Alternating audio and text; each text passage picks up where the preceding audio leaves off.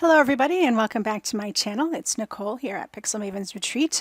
I've got a really fun project for you today, and I don't know, is it too early to be working on Valentine's? Well, in the crafting world, perhaps not. I know that I already have my card done for my husband, and here it is. Is this not the coolest looking thing? So I will show you how easy this is to put together. I'm using a brand new stamp set from scrapbook.com called XOXO. I love the big bold sentiments on here, and I'm also using one of their newer cut files. It is a borders set, and it comes with 8 different borders. I'm using this scallop and heart set today, and it comes in 3 different sizes. So there's 5.5 inch, 8 inch, and 12 inch borders. So that way you can cut exactly what you need for any kind of project. So let's get started, and you're not going to believe how easy this is to do. Okay, so for this project, you just need a whole bunch of cardstock. I've got a 4 1/4 by 5.5 piece of raspberry cardstock. This is from Lawn Fawn. And then I pulled out 2 other colors from Lawn Fawn. So I have more raspberry, I've got guava, and then ballet slippers. And I needed 3 pieces of 4 1/4 by 5.5 to cut these out, and I was able to get 6 from each piece, so that's 18 of these, and then I have a few extras from my other project just in case, and it's going to take you 18 courses to get up here, so it would be good to have some extras. So while you have these cutting out in your ink cutter, you can be stamping. So the stamping is super simple. I just have that XOXO set up in my stamp positioning tool. And it's going to go at the bottom of my piece here. And I'm using the scrapbook.com pigment white ink. And the reason I'm doing this is because it's going to help give me great coverage for my embossing. Oh, and let me grab, I had to grab my anti-static because of course we don't want any strays. So let's get just a little bit more on here.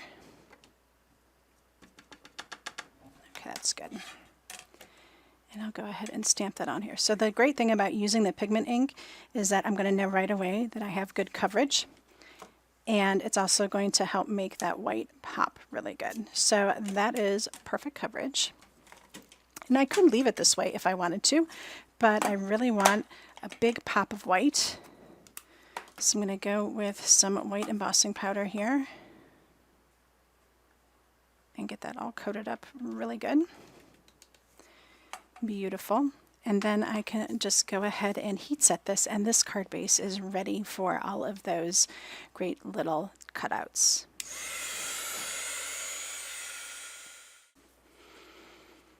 All right, so while I was at it, I went ahead and adhered this piece to my card base, which is a top fold, as you can see.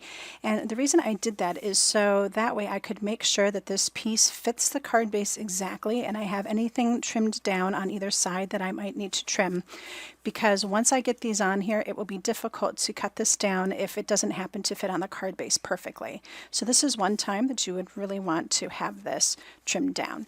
Now I am going to use a Sizzix sticky strip, and I'm just going to put it down here towards the bottom, so that way I have something to adhere the card to while I'm working on it.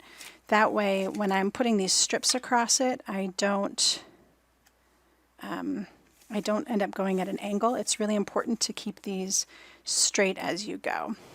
So what I would do is kind of set up a pattern so that way you know that you're not going to run out of pieces as you go. So I have all these pieces over here, and here, and here, and here. Okay, and then the key for this particular design is you don't want to have them overlapping the same color, so that way the hearts show through.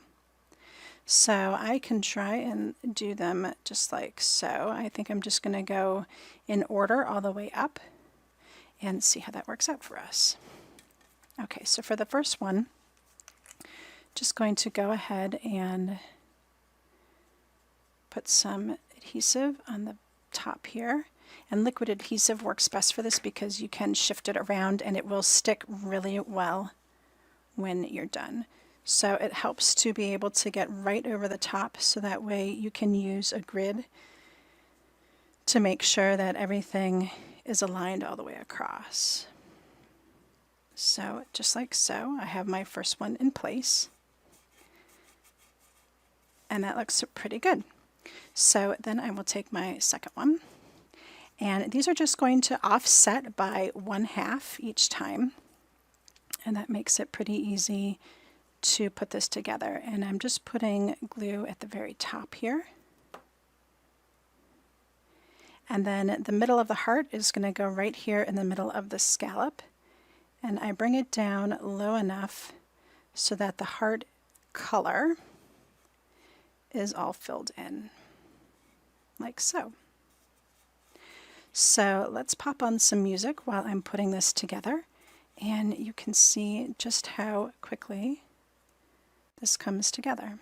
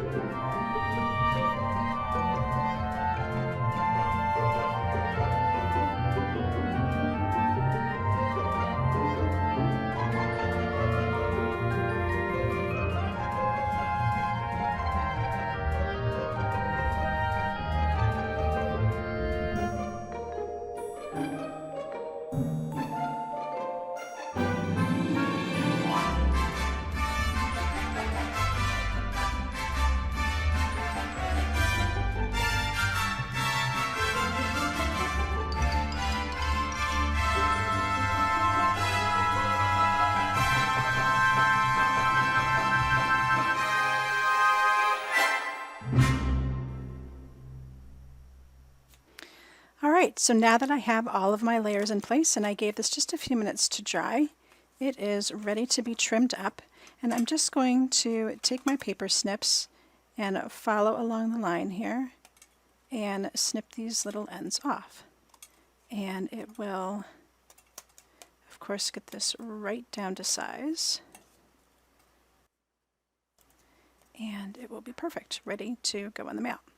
So as I'm trimming these off, you may have noticed in the video that the top ended up being just a hair longer than I needed it. So now I'm just going to go ahead and close this and trim off this little top section too.